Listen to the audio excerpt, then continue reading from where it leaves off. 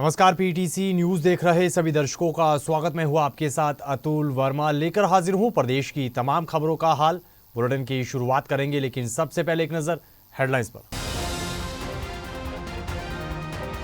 Shambhu border से किसानों के फिर दिल्ली कूच के ऐलान के मद्देनजर अंबाला में इंटरनेट बंद। बॉर्डर के पास के 12 इलाकों में 17 दिसंबर तक नहीं चलेगा नेट, गृह विभाग के आदेश। बिजली मंत्री अनिल विज का बड़ा ऐलान, कहा बिजली विभाग के कारण जान माल के नुकसान पर मिलेगा मुआवजा, कानून भी बनाया जाएगा। यमुनानगर के कस्बा बुढ़िया में मकान का छज्जा गिरने से बड़ा हादसा, मलबे में दबने से 7 साल के बच्चे की मौत, अन्य 3 बच्चों को आई चोटें। रोहतक और भिवानी में आगजनी की घटनाएं, मकान और कपड़ा मिल में लगी आग, दमकल ने कड़ी मशक्कत के बाद आग पर पाया काबू। और फरीदाबाद की फैन कंपनी में लिफ्ट से गिरकर कामगार की मौत, लिफ्ट में सामान लोड करते वक्त हुआ हादसा, घटना की सीसीटीवी फुटेज आई सामने।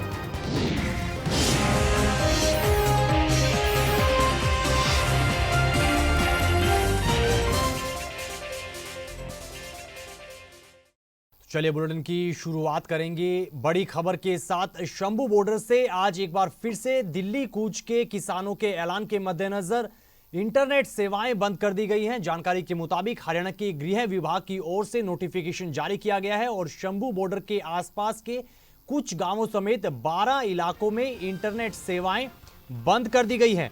हरियाणा के गृह विभाग की ओर से इस संबंध में नोटिफिकेशन जारी कर दिया गया है और 17 दिसंबर तक इंटरनेट शंभू बॉर्डर के साथ लगते इलाकों में बंद रहने वाला है। बता दें कि इससे पहले भी किसानों के दिल्ली कूच को देखते हुए इंटरनेट सेवाएं बंद की गई थी।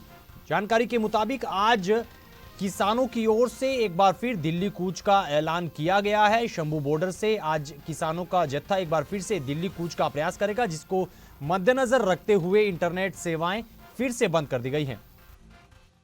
शंभू बॉर्डर और खनौरी बॉर्डर पर चल रहे किसानों के आंदोलन को हरियाणा सिख गुरुद्वारा मैनेजमेंट कमेटी के धर्म प्रचार कमेटी के अध्यक्ष संत बलजीत सिंह दादूवाल ने अपना समर्थन दिया है। इस दौरान उन्होंने भाजपा सांसद रामचंद्र जांगड़ा के विवादित बयान पर आपत्ति जाहिर की और कहा कि 700 बेटियों के लापता होने का दावा करने वाले नेताजी कम से कम 70 एफआईआर जरूर दिखा दें।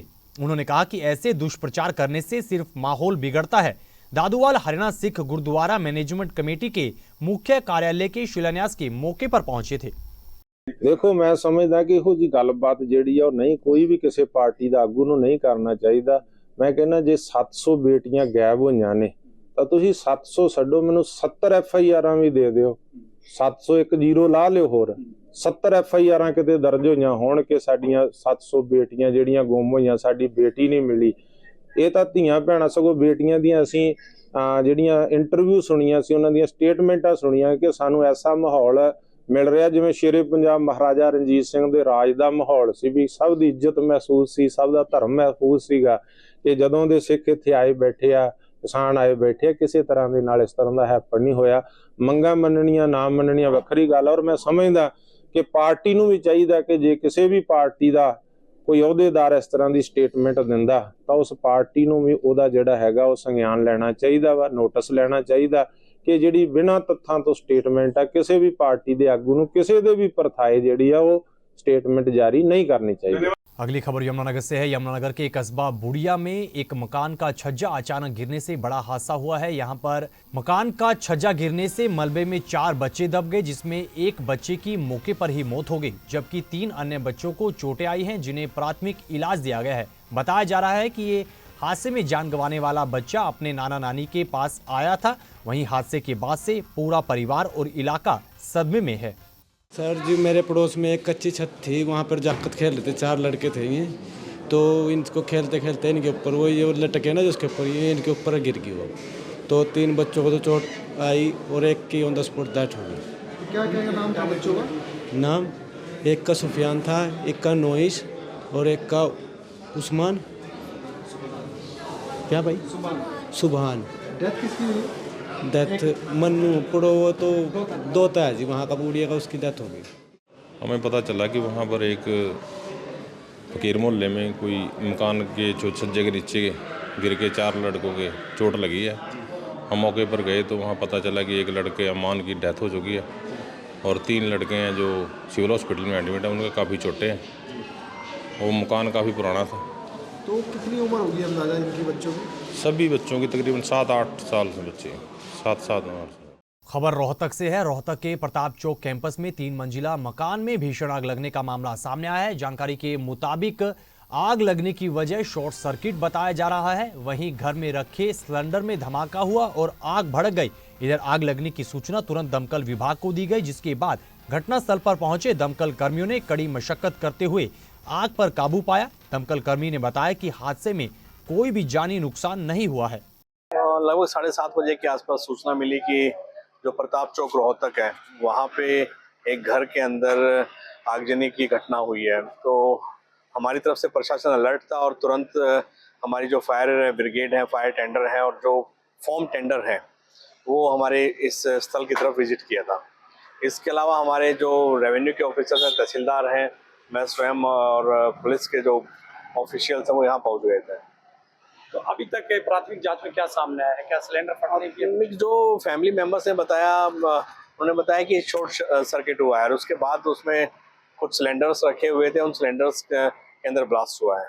कहीं ना कहीं जान का तो खतरा हो? नहीं, ये एक सुखद रहा कि कोई भी फैमिली मेंबर, किसी को भी कोई चोट नहीं आई और सभी सेफली हमने रेस्क्यू कर लिए गए।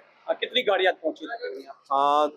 14 से 15 फायर टेंडर्स यहाँ पहुंच चुके हैं और केमिकल टेंडर्स, जो फॉर्म टेंडर्स है वो भी यहाँ पहुंचे हैं। अच्छा, आग पर काबू पा लिया गया? हाँ बिल्कुल, सभी सेफ हैं, आग पर काबू पा लिया है। धुआं उठ रहा है, वो भी थोड़ी देर में पैसिफाई हो जाएगा। इधर भिवानी के इंडस्ट्रियल एरिया में एक कपड़ा मिल में भीषण आग लगने की खबर है। बताया जा रहा है कि ये हादसा बीती रात का है और इस दौरान कई घंटों तक कपड़ा मिल धू धू कर जलती रही। वहीं समय रहते मिल के कर्मचारियों ने मिल से बाहर निकलकर अपनी जान बचाई और दमकल कर्मियों को सूचित किया, जिसके बाद आग लगने की सूचना मिलने पर घटनास्थल पर पहुंची दमकल की टीम ने आग पर काबू पाया। फिलहाल आग लगने के कारणों की जांच की जा रही है। एक गाड़ी तो आ गई थी 15 मिनट सूचना देने के बाद, लेकिन एक गाड़ी आधा घंटे के बाद आई है। अगर तुरंत गाड़ियां आगे काबू कर लेती तो नुकसान कम होता। ये बहुत ही दुर्भाग्यपूर्ण है कि हमारी चिनार फैक्ट्री एक बहुत महत्वपूर्ण फैक्ट्री है शहर में, और आग लगने के बाद 15 मिनट के बाद या आधा घंटे बाद गाड़ी आती है और उसके बाद भी 2-3 गाड़ियां आई हैं, बाकी गाड़ियां नहीं आई। अगर प्रशासन मुस्तैदी से इसका बचाव करता तो ये बचाव हो जाता था, लेकिन बहुत ही दुर्भाग्यपूर्ण है कि इतनी बड़ी घटना होने के बाद भी कोई तेजी नहीं पकड़ी जाए और इसमें बड़ा भारी नुकसान हो रहा है। अभी आग लगी हुई है, काबू नहीं पाया गया है। देखिए, आग लगने का कारण तो बाद में पता लगेगा, शॉर्ट सर्किट से हुई है या किसी ने साजिश की है, ये अभी पता नहीं लगेगा, ये तो बाद में ही पता लगेगा। लेकिन नुकसान बहुत ज़्यादा हो गया इस परिवार के साथ, बहुत बड़ी दुर्घटना है ये। जो परिवार के सभी सदस्य सहमे हुए हैं। देखिए, हमारा अंदाज़ा है कि हम जल्द से जल्द आग पर काबू पा लेंगे, ज़्यादा समय इसमें नहीं लगेगा। और गाड़ियां भी लगभग आप मान के चलें कि 7-8 के आसपास या 10 के आसपास जो हैं गाड़ियां पहुंच चुकी हैं और आग बुझा रही हैं। नहीं, कारण का भी पता नहीं है उसमें। ज़रूर अगर कोई इस तरह का इशू होगा तो तफ्तीश की जाएगी और इसमें जो भी उचित कानूनी कार्रवाई होगी वो की जाएगी, परंतु अभी कारण का हमें नहीं पता है। अगली खबर का जिक्र करेंगे। हरियाणा के बिजली मंत्री अनिल विज ने एक बड़ा ऐलान किया है। उन्होंने कहा कि बिजली विभाग के कारण किसी भी तरह के नुकसान, जान माल के नुकसान पर विभाग की ओर से मुआवजा दिया जाएगा। अगर मुआवजे का कानून नहीं है तो भी कानून बनाया जाएगा। अनिल विज कैथल में ग्रीवेंस कमेटी की मीटिंग लेने पहुंचे थे। इस दौरान उन्होंने ड्रेन में गंदा पानी डालने पर प्रदूषण विभाग द्वारा लगाए गए जुर्माने के 20 लाख रुपए 15 दिन में अदा न करने पर प्रदूषण नियंत्रण विभाग को नगर पालिका के अधिकारी के खिलाफ पुलिस में केस दर्ज करवाने के आदेश दिए हैं। देखिए, सारी मैंने पहली मीटिंग में कहा कि अगर डिपार्टमेंट की नेग्लिजेंस की वजह से किसी का नुकसान होगा, किसी के आग लग जाती है, तो उसके लिए नियम बनाए जाएं कि उसको कंपनसेशन दी जा सके। मैंने पहली मीटिंग में जब डिपार्टमेंट से की तो मैंने ये आदेश दिए हैं। दूसरा, सारी स्टेट के जितने भी ट्रांसफार्मर हैं वो कितनी कैपेसिटी के हैं, उन पर लोड कितना है, और अगर अंडर लोड है तो उनको अपग्रेड करने के आदेश दिए, क्योंकि बार बार ये जो सारे फेलियर्स होते हैं। और उसी प्रकार से जो वायर्स लगी हुई हैं वो कितने एमयू की, वो उतना लोड उठा भी सकती है या नहीं उठा सकती, लोड बढ़ गए, लेकिन सिस्टम वहीं का वहीं है। अब ये काफ़ी बड़ा काम है, डिपार्टमेंट को कहा है, डिपार्टमेंट इस पर कर रहा है। खबर फरीदाबाद से है। फरीदाबाद की एक फैन कंपनी में कामगार के लिफ्ट से गिरकर मौत की खबर है। इस घटना का सीसीटीवी फुटेज भी सामने आया है। जानकारी के मुताबिक कामगार लिफ्ट में माल लोड कर रहा था, तभी अचानक से लिफ्ट चल पड़ी और वो उसमें फंस गया और लटकते हुए नीचे गिर गया। हादसे के तुरंत बाद कामगार को अस्पताल ले जाया गया, जहां डॉक्टर ने उसे मृत घोषित कर दिया। इधर हादसे की सूचना मिलने के बाद पुलिस ने लिफ्ट को सील करते हुए मामले की जांच शुरू कर दी है। हरियाणा के नारनौल में स्थित जल महल के एक बार फिर से जीर्णोद्धार की मांग उठी है। आखिरकार इस ऐतिहासिक जल महल को किसने बनवाया था, इसका इतिहास क्या कुछ कहता है, रिपोर्ट देखिएगा। बिना पानी के अधूरा हरियाणा का ऐतिहासिक जल महल। सदियों पहले शाह कुली खान ने बनवाया था जल महल। 400 साल के अंतराल में मिट्टी में भर गया था तालाब। पर्यटकों ने हरियाणा सरकार के समक्ष रखी जीर्णोद्धार की मांग। ये हरियाणा का ऐतिहासिक जल महल है, जो कि अपने वक्त में सबसे सुंदर और सबसे खास महल था। लेकिन मौजूदा वक्त में बिना पानी के ये महल अधूरा और सिर्फ नाम का जल महल रह गया है। हरियाणा के नारनौल के दक्षिण में आबादी से बाहर स्थित इस ऐतिहासिक जल महल को आज से कई सदियों पहले साल 1591 में शाह कुली खान ने बनवाया था। इतिहास के पन्ने पलटे तो बताते हैं कि शाह कुली खान ने पानीपत में हुई दूसरी लड़ाई में अहम भूमिका निभाई थी, जिससे अकबर काफी खुश हुआ था और उसके बाद शाह कुली खान को नारनौल सौंप दिया गया था। वहीं नारनौल मिलने के बाद शाह कुली खान ने जल महल का निर्माण करीब 11 एकड़ में करवा दिया था। नारनौल का ऐतिहासिक जल महल विशाल तालाब के बीच में स्थित है, लेकिन स्मारक तक पहुंचने के लिए एक खास पुल बनाया गया है। विशाल झील के बीच में एक छोटे महल के आकार में इस खूबसूरत महल के निर्माण में पत्थर का चूना और अलग तरह के खास पत्थर इस्तेमाल किए गए हैं। वहीं ये जल महल का तालाब करीब 400 साल के अंतराल में मिट्टी में भर गया था। लेकिन बताते हैं कि साल 1993 में नारनौल प्रशासन ने जल महल के तालाब से मिट्टी हटवा दी थी। बढ़िया स्थल है, पर्यटक स्थल बन रहे हैं। इसको पानी से भरना चाहिए फट जल्दी। पानी भरने से यहाँ के जो बोरिंग है, रिचार्ज है, कुएं सब में पानी हो जाता है। पुराने टाइम में जब जल महल बने थे ना, तो रिचार्जिंग के पॉइंट होते थे कुओं में। जैसे पानी अब नीचे जा चुके हैं तो भरते ही ऊपर के मडासा पर पानी आ जाते हैं। 4-5 साल पहले भरे थे, सभी अड़ोस पड़ोस में पानी हो गया था खूब बढ़िया। बहुत साल पुराना जी, हम तो जन्म से पहले देख रहे हैं। यहाँ तो मिट्टी भरी हुई थी हमारे सामने। तो 92 में डीसी साहब आए थे, RR फूलिया, उन्होंने सफाई करवाई मिट्टी की। हमने खुद मिट्टी काटी इसकी, एक सेवा करके कार सेवक बना। तो सब कुछ अच्छा लगता है, और कुछ ऐसा और होना है कि जो कि विदेश अंग्रेज भी आगे पानी की लहर बहर हो। कितने वर्षों पुराना मामला? कैसे ये तो कोई राजाओं महाराजाओं का टाइम का है, सबका थोड़ी है। क्या विकास कार्य और होने? विकास तो आप सरकार कुछ भी कर सके तो वही हो सकता। इधर नारनौल में पर्यटकों का कहना है कि जल महल एक ऐतिहासिक धरोहर है और सबसे अलग भी है, जिसे राजा महाराजाओं ने मिलकर बनवाया था, जिससे नारनौल की भी एक खास पहचान बनती है। यहाँ अच्छा पार्क है, लोग सुबह शाम यहाँ पर सैर के लिए आते हैं। ऐसे में जिला प्रशासन और हरियाणा सरकार को इसे नया रूप देना चाहिए और इसका जीर्णोद्धार करवाना चाहिए, ताकि पर्यटन को और बढ़ावा मिल सके। इधर पुरातत्व विभाग के संरक्षण सहायक का कहना है कि जल महल के रेनोवेशन का काम जल्द ही पूरा कर लिया जाएगा, फिर इसमें पानी भी भर दिया जाएगा। जल महल जो है काफी पुराना है।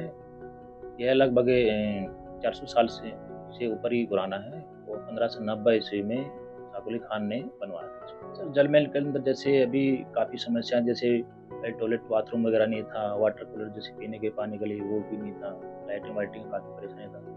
अब जो है इसमें ये सारी सुविधाएं जो है उपलब्ध करवा दी गई हैं। और दूसरा रहा है जैसे पानी के, इसमें पानी भरने का काफ़ी कुछ लोकल पब्लिक है, काफ़ी इसमें बढ़ाने का उत्साह रहता है। तो अभी जो पीछे 2017 में शायद इसका 2017 के आसपास इसका दीवार गिर गया था, पीछे जो पंचका टैंक बोलते हैं इसकी तरफ से दीवार गिर गया था। और अभी जो दीवार है वह बना दिया गया है, उस पर कुछ काम जो अधूरा है रिपेयर रेनोवेशन वो अभी चल रहा है। बहरहाल हरियाणा का ये ऐतिहासिक जल महल अपनी पुरानी पहचान वापिस पाने के लिए बेताब है। जरूरत है तो इसके जीर्णोद्धार की, और ऐसी ही विरासत और ऐसी ही ऐतिहासिक जगहों को सहेज कर रखने की बेहद जरूरत भी है। देखना होगा कि जल महल अपने पुराने रूप में कब तक वापिस आ पाता है। नारनौल से पीटीसी संवाददाता नितिन शर्मा के साथ अतुल वर्मा की रिपोर्ट। प्रदेश के मुख्यमंत्री नायब सिंह सैनी ने चंडीगढ़ में 5 दिवसीय क्राफ्ट रूट्स प्रदर्शनी का शुभारंभ किया है। इस मौके पर उन्होंने प्रदेश वासियों को वन नेशन वन इलेक्शन को लेकर अपनी प्रतिक्रिया दर्ज करवाई। मुख्यमंत्री नायब सिंह सैनी ने वन नेशन वन इलेक्शन के प्रस्ताव पर क्या कुछ कहा है, सुनेगा। देखिए, एक देश एक चुनाव जो आदरणीय प्रधानमंत्री नरेंद्र मोदी जी का जो विजन है वो स्वागत योग्य है। मैं उसका स्वागत करता हूं, क्योंकि बहुत सारे खर्चे लगातार हम 5 वर्ष के अंदर हम 5 वर्ष के अंदर लगातार चुनाव के अंदर ही फंसे रहते थे।